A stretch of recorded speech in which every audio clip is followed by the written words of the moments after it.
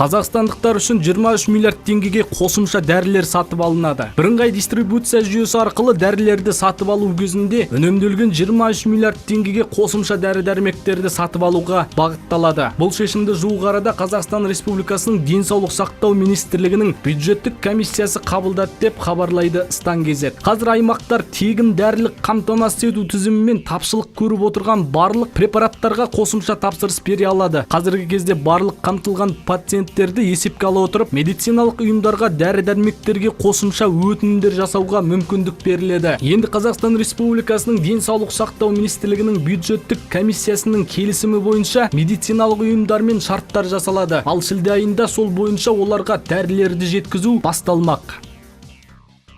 Қазақстанда Қытай азаматтары үшін визасыз тәртіп орнатыла ма? Қазақстан Республикасының сыртқы істер министрлігі Қазақстан мен Қытай арасында қытайлық азаматтар үшін визасыз тәртіп орнатылатыны жөнінде келіссөз жүргізілгені туралы ақпаратты жоққа шығарды деп хабарлайды Стан Кезет. Мессенджерлер арқылы Қазақстанның қытайлық азаматтар үшін визасыз тәртіп орнататыны туралы тарап жатқан ақпарат жалған болып табылады. Әрі арандатуға жол береді, делінеді сыртқы істер министрлігінің хабарламасында. Сондай-ақ ведомствода Қазақстанның қытайлық халықаралық әуежайлар арқылы транзитпен өтетін қазақстандықтар үшін мемлекетте визасы жүру уақытын 24 сағаттан 72 сағатқа дейін ұзарту туралы қытайлық тараппен белсенді жұмыс жүргізіп жатқанын мәлімдеді.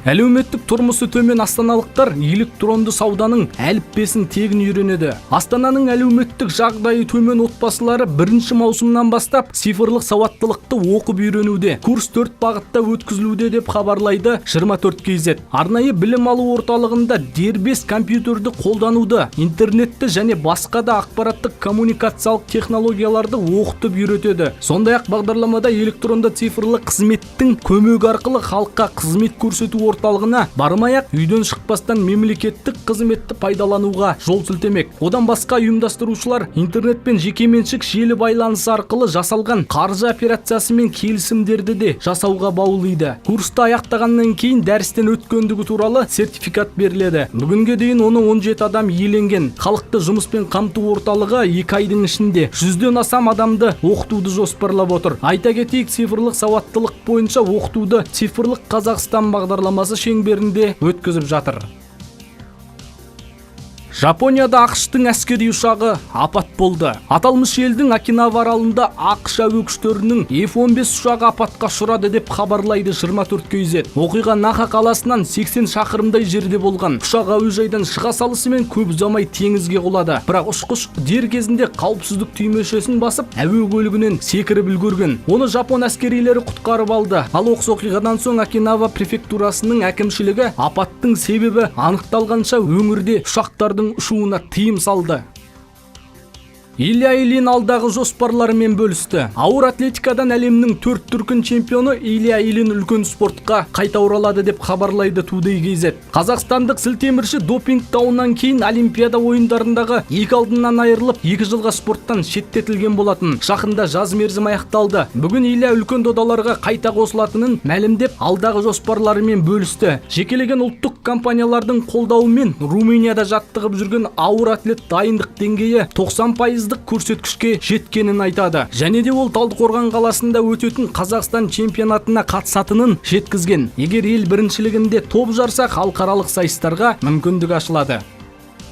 Мұсылман қауымы үшін қасиетті саналатын Қадір түні биыл маусымның 11-нен 12-сіне қараған түнге келді. Осынау ұлық түнді қарсы алуға жиналған жамағатты көріп қайтпаққа Алматы қаласындағы мешіттердің біріне бас сұқтық. Біз түскен бақыт келді мешітіне келген халықтың қарасы көп екен. Алхамдулиллахи роббил аламин, уассалату уассалам аля сайидина Мухаммад алейхи ва сахбихи ажмаин, амма баъд.